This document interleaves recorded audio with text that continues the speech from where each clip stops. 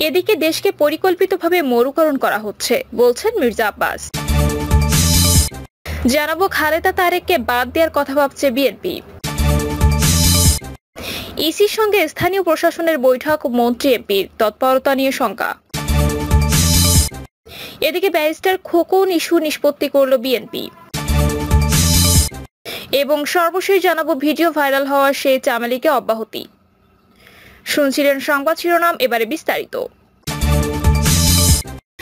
দেশকে পরিকল্পিতভাবে মরুকরণ করা হচ্ছে বলছেন মির্জা আব্বাস। আজ দেশে ঋতু নেই, এখনকার মানুষজন বলতে পারে না বাংলাদেশে কয়টি ঋতু। দেশটি পরিকল্পিতভাবে ধীরে ধীরে মরুকরণের দিকে যাচ্ছে, এর জন্য দায়ী নতজানু সরকার। আব্বাস বলেন, আজ ফারাক্কায় পানি নেই, পদ্মা, যমুনা ও তিস্তায় পানি নেই।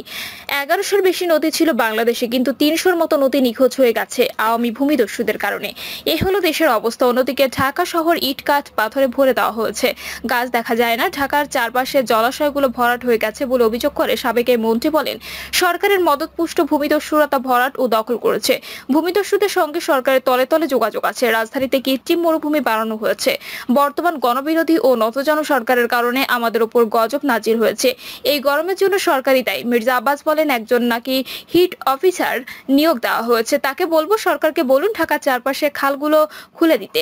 ভূমিদস্যুদের বিরুদ্ধে ব্যবস্থা নেওয়ার কথা বলুন, না হলে সারা দেশের জন্য পানি আনতে হবে। এসব নিয়ে কথা বলুন, তবেই বুঝবো আপনি দেশ ও ঢাকাকে ভালোবাসেন।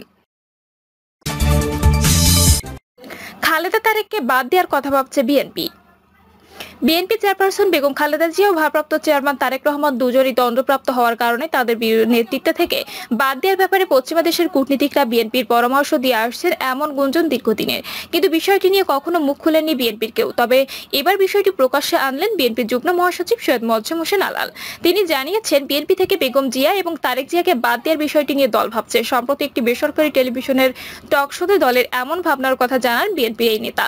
সৈয়দ মোয়াজ্জেম হোসেন আলাল বলেন, বেগম খালেদা জিয়া ও তারেক রহমানকে বাদ দিয়ে আমরা সিদ্ধান্ত নিতে পারি না, সেই বিকল্প চিন্তা আমাদের মধ্যে আছে। তিনি আরো বলেন, প্রয়োজনে খালেদা জিয়া ও তারেক রহমানের পক্ষ থেকে একটি কমিটি বা বডি বাছাই করা হবে, যারা তাৎক্ষণিক সিদ্ধান্ত দিবে। বিষয়টিকে আরো পরিষ্কার করে তুলে ধরার জন্য আলাল বলেন, এরকমই কমিটি বা বডি চিন্তা ভাবনা আছে। হয়তো ওই দুইজনের পক্ষ থেকে বলা হতে পারে চূড়ান্ত পর্যায়ে গেলে অপশন এ, বি, সি থাকবে। এই নির্দিষ্ট 5 জন বা এই বডি মিলে তাৎক্ষণিক সিদ্ধান্ত নিয়ে দিবে। উল্লেখ্য, বিভিন্ন সময় পশ্চিমা দেশের কূটনীতিকদের সাথে বিএনপির বৈঠকে দলটির ভবিষ্যৎ পরিকল্পনা কিংবা আন্দোলন সংগ্রাম নিয়ে কোনো কিছু জানতে চাইলে বেশিরভাগ সময় কোনো সদুত্তর দিতে পারেন না বিএনপির শীর্ষ নেতারা।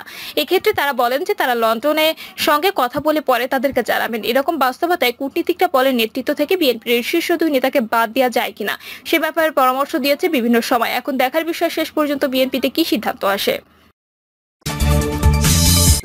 ইসির সঙ্গে স্থানীয় প্রশাসনের বৈঠক, মন্ত্রী এমপির তৎপরতা নিয়ে শঙ্কা।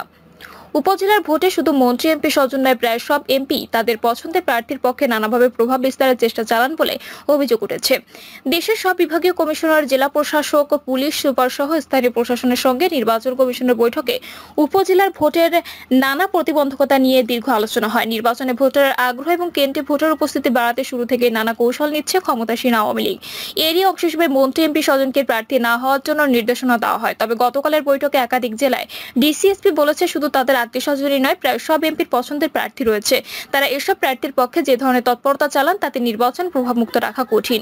প্রধান নির্বাচন কমিশনার কাজী হাবিবুল আওয়ালের সভাপতিত্বে রাজধানীর আগারগাঁও অনুষ্ঠিত বৈঠকে জনপ্রশাসন মন্ত্রণালয়ের সিনিয়র সচিব, পুলিশের আইজিপি, মন্ত্রিপরিষদ বিভাগের সচিবও অংশ নেন।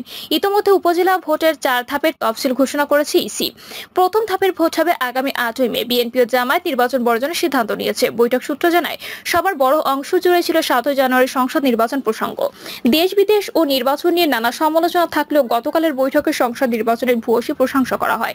কমিশনের তরফ থেকে স্থানীয় প্রশাসনকে যেমন সাধুবাদ দেওয়া হয়, তেমনি ডিসিএসপিরাও কাজী হাবিবুল আওয়াল কমিশনের প্রশংসা করে। এছাড়া বৈঠকে ভোট গ্রহণের জন্য প্রিজাইডিং ও পোলিং কর্মকর্তা নিয়োগের ক্ষেত্রে এক উপজেলার কর্মকর্তাকে অন্যত্র দায়িত্ব দেওয়ার প্রস্তাব আসে। তবে কমিশন এ প্রস্তাবে ইতিবাচক সাড়া দেয়নি, কারণ এসব কর্মকর্তা আগের রাতে অন্য উপজেলায় গিয়ে থাকা খাওয়া নিয়ে বড় ধরনের সমস্যার পড়ে যাবেন বলে কমিশনের পক্ষ থেকে মত দেওয়া হয়। বৈঠকে ভোটের দিন সকালে সকালে কেন্দ্রে ব্যালট পেপার পৌঁছানোর বিষয় নিয়েও আলোচনা হয়। স্থানীয় প্রশাসনের পক্ষ থেকে এর জন্য অতিরিক্ত টাকা বরাদ্দ চাওয়া হলে কমিশনের তরফ থেকে তাদের আশ্বস্ত করা হয়। বৈঠকের শুরুতেই উপজেলা নির্বাচনে বিশৃঙ্খলা সহিংসতা হতে পারে বলে মন্তব্য করে সিইসি কাজী হাবিবুল আওয়াল বলেন, যে কোনো মূল্যে নির্বাচন সুষ্ঠু করতে হবে। সুষ্ঠু ভোটে ব্যর্থ হলে গণতান্ত্রিক ধারাবাহিকতা ক্ষুণ্ণ হতে পারে। তিনি বলেন, ভোটাররা যেন নির্বিঘ্নে ভোট দিতে পারেন সে ব্যবস্থা করতে হবে। দেশে গণতন্ত্র আছে তা সুষ্ঠু নির্বাচনের মাধ্যমে প্রমাণ করতে হবে। মাঠ প্রশাসন ও পুলিশ কর্মকর্তাদের সঙ্গে 3 ঘন্টার বৈঠক শেষে ইসি সচিব মোহাম্মদ জাহাঙ্গীর আলম জানান, মাঠ প্রশাসন যাতে সমন্বয়ের মাধ্যমে সুষ্ঠু সুন্দর উপজেলা নির্বাচন উপহার দিতে পারে সে বিষয়ে আলোচনা হয়েছে। সেই সঙ্গে প্রতিদ্বন্দ্বিতাপূর্ণ স্থানীয় সরকারি নির্বাচনে আচরণবিধি অনুসরণে মন্ত্রী এমপি সহ সংশ্লিষ্টদের প্রতি অনুরোধ জানানো হয়। ইসি সচিব জানান, প্রতি ইউনিয়নে নির্বাহী ম্যাজিস্ট্রেট, প্রতি উপজেলায় 2 থেকে 4 প্লাটুন বিজিবি মোতায়েন থাকবে। এছাড়া প্রয়োজনে অতিরিক্ত জনবল দেওয়া হবে। জেলা কোর কমিটি জানালে সে অনুযায়ী অতিরিক্ত ফোর্স দেওয়া হবে। পার্বত্য জেলার নির্বাচনে সতর্কতার জন্য অধিক সতর্কতা অবলম্বনের জন্য বলা হয়েছে। এক প্রশ্ন জবাবে ইসি সচিব জানান, ইউপি চেয়ারম্যানরা শপথে থেকে নির্বাচন করা যাবে বলে আদালত নির্দেশনা দিয়েছে। এই নির্দেশনার বিপরীতে আপিল করবে কমিশন। ব্যারিস্টার খোকন ইস্যু নিষ্পত্তি করল বিএনপি। বিএনপির কেন্দ্রীয় যুগ্ম মহাসচিব barrister Mahbub Uddin Khokon supreme court আইনজীবী সমিতির সভাপতি হিসেবে ফোরামের সিদ্ধান্তের বাইরে গিয়ে দায়িত্ব গ্রহণ করেন। পরে জাতীয়তাবাদী আইনজীবী ফোরামের সিনিয়র সহ সভাপতির পদ থেকে খোকনকে অব্যাহতি দেওয়া হয়। এ বিষয়ে এ নিয়ে ফোরামে দেখা যায় বিভক্তি। উদ্ভূত পরিস্থিতিতে সৃষ্ট জটিলতা আপাতত নিষ্পত্তি করেছে বিএনপি। তবে সুপ্রিম কোর্ট আইনজীবী সমিতির সভাপতি পদে খোকন দায়িত্ব পালন করবেন কিনা সে বিষয়ে চূড়ান্ত সিদ্ধান্ত নেওয়ার ভার দলটির ভারপ্রাপ্ত চেয়ারম্যান তারেক রহমানের উপর ন্যস্ত করা হয়েছে। বৈঠকে অংশ নেওয়া একজন নেতা বলেন, একটি সুষ্ঠু সমাধানের সিদ্ধান্ত রয়েছে। তবে এই ইস্যুতে এখন থেকে গণমাধ্যমের সঙ্গে সংশ্লিষ্টদের কথা বলতে বারণ করা হয়েছে। সূত্র মতে বৈঠকে ব্যারিস্টার মাহবুব উদ্দিন খোকন ও ব্যারিস্টার কায়সার কামাল নিজ নিজ অবস্থান থেকে যুক্তি পাল্টা যুক্তি তুলে ধরেন। বৈঠকের শেষ পর্যায়ে মাহবুব উদ্দিন খোকন ও কায়সার কামাল একে অপরের বিরুদ্ধে অভিযোগ প্রত্যাহার করে দুঃখ প্রকাশ করেন। ফলে দুই পক্ষের মধ্যে আপাতত কোন্দল নিরসন হয়েছে বলে মনে করছে বৈঠকে উপস্থিত একাধিক নেতা। পরে দলের ভারপ্রাপ্ত চেয়ারম্যানকে বৈঠকের সিদ্ধান্ত জানানো হয়। বৈঠকে উপস্থিত একজন আইনজীবী নেতা আরো বলেন, এখন মাহবুব উদ্দিন খোকনের বিরুদ্ধে সাংগঠনিক ব্যবস্থা নেওয়া হবে কিনা এবং তিনি সুপ্রিম কোর্ট আইনজীবী সমিতির সভাপতি পদে দায়িত্ব পালন করবেন কিনা সে সিদ্ধান্ত ভারপ্রাপ্ত চেয়ারম্যান দেবেন। মাহবুব উদ্দিন খোকন ইস্যুতে বিএনপির উচ্চ পর্যায়ে বিভক্তি দেখা দিয়েছে। গত সোমবার দলের স্থায়ী কমিটিতে 2 ধরনের ভাষ্য পাওয়া গেছে। বিএনপি সিনিয়র নেতা ও সিনিয়র আইনজীবীদের একাংশ খোকনকে জাতীয়তাবাদী আইনজীবী ফোরাম থেকে অব্যাহতি দেওয়ার ঘটনায় বিব্রত। তারা মনে করেন, খোকনের মতো জনপ্রিয় আইনজীবী নেতা এখন আর দলে নেই। তাকে অব্যাহতি দেওয়ার মাধ্যমে যাদের উৎসাহিত করা হয়েছে তাদের আইন অঙ্গনে গ্রহণযোগ্যতা কম। আবার কারো কারো মত ছিল দলের কেউ দলীয় স্বার্থের ঊর্ধ্বে নয়। জাতীয় স্থানীয় পর্যায়ে নির্বাচন সহ যে কোনো বিষয়ে দলের সিদ্ধান্ত যারা অমান্য করেছেন তাদের বিরুদ্ধে সাংগঠনিক ব্যবস্থা নেওয়া হয়েছে।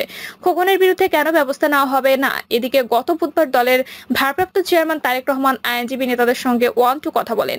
আইনজীবী নেতাদের মতামতের ভিত্তিতে দলের ভারপ্রাপ্ত চেয়ারম্যানের নির্দেশে মহাসচিব সব পক্ষকে নিয়ে বৈঠক করেন। এই বৈঠকে অংশ নেওয়া একজন ভাইস চেয়ারম্যান বলেন, বিষয়টি এতদিন ছিল জাতীয়তাবাদী আইনজীবী ফোরামের, এখন তা বিএনপি টেক ওভার করেছে। এই ইস্যুতে এখন সিদ্ধান্ত দেবেন দলের ভারপ্রাপ্ত চেয়ারম্যান। গত সোমবার এক সংবাদ সম্মেলনে ব্যারিস্টার মাহবুব উদ্দিন বলেন, ফোরামের তো গঠনতন্ত্রই নেই, সে কিভাবে বহিষ্কার করে? তার ক্ষমতা আছে বহিষ্কার করার। যে পর্যন্ত গঠনতন্ত্র না হবে সে পর্যন্ত কাউকে বহিষ্কার করা যাবে না। যত বহিষ্কার করা হয়েছে তা আইনত কার্যকর নয়। এ সময় তিনি কায়সার কামালের বিরুদ্ধে ব্যক্তিগত আক্রমণ করেও কথা বলেন। এর আগে গত শনিবার জাতীয়তাবাদী আইনজীবী ফোরামের সিনিয়র সহ সভাপতি পদ থেকে ব্যারিস্টার মাহবুব উদ্দিন খোকনকে অব্যাহতি দেয় সংগঠনটি। ভিডিও ভাইরাল হওয়া সেই চামেলিকে অব্যাহতি। সামাজিক যোগাযোগ মাধ্যমে ভিডিও ভাইরাল হওয়ার পর শৃঙ্খলার পরিপন্থী কর্মকাণ্ডের অভিযোগে ঢাকা দক্ষিণ সিটি কর্পোরেশনের 20 নম্বর ওয়ার্ডের সংরক্ষিত আসনের নারী কাউন্সিলর ও স্থানীয় আওয়ামী লীগের কার্যনির্বাহী সদস্য সৈয়দা রোকসানা ইসলাম চামেলিকে দলীয় পদ থেকে অব্যাহতি দেওয়া হয়েছে। এতে বলা হয়েছে, ঢাকা মহানগর দক্ষিণ আওয়ামী লীগ একটি সুসংগঠিত ও সুশৃঙ্খল সংগঠন।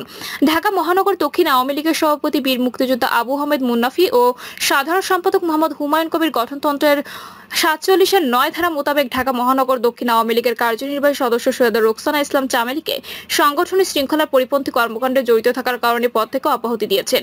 এর আগে ওই নারী কাউন্সিলরের একটি নগ্ন ভিডিও সামাজিক যোগাযোগ মাধ্যমে ভাইরাল হয়। কয়েকদিন ধরে নগর আওয়ামী লীগ ও কেন্দ্রীয় নেতাদের হোয়াটসঅ্যাপ সহ বিভিন্ন সামাজিক যোগাযোগ মাধ্যমে ভিডিওটি ঘুরপাক খায়, যা নিয়ে সমালোচনার ঝড় ওঠে। প্রিয় দর্শক, এই ছিল এখনকার সর্বশেষ সংবাদ। আপডেট সব সংবাদ পেতে চ্যানেলটি সাবস্ক্রাইব করে বেল আইকনটি ক্লিক করে রাখুন।